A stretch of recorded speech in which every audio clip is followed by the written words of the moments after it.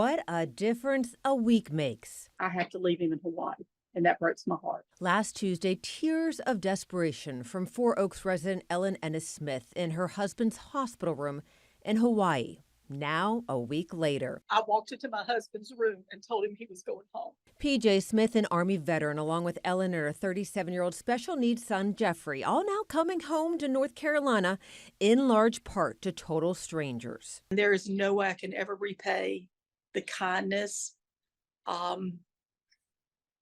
It's just overwhelming, but so appreciative. So appreciative of all the support the family is getting after Ellen shared their ordeal. In April, the three of them left their Four Oaks home and arrived in Hawaii for a dream land and sea vacation. Everything was amazing until the last few days of the trip. PJ got sick and developed a fungal lung infection. PJ in the hospital since April as he was so sick, doctors put him in a medically induced coma.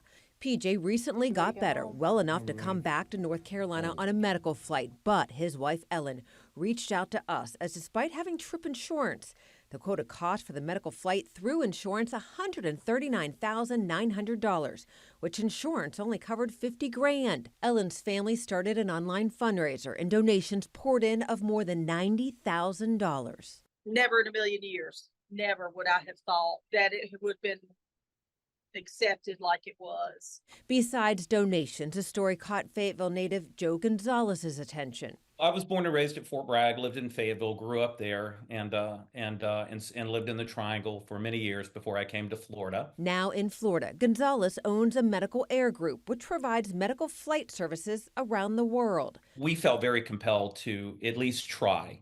And so we took a look at the situation and we said, this is somebody that we feel like we can help.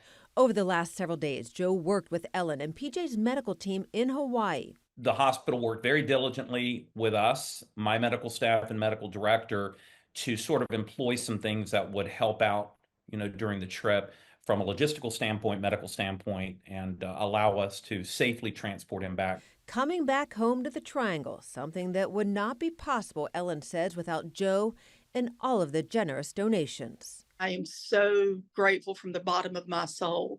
There's no way to say thank you enough. There's none. All good, happy tears for her there. Now, PJ's flight out of Honolulu is scheduled to leave in just a few hours. Remember, they are 6 hours behind us.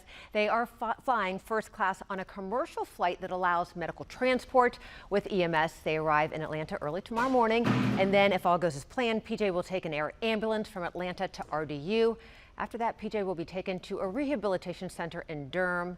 And as for Ellen and Jeffrey's flight, that is going out of Hawaii tomorrow.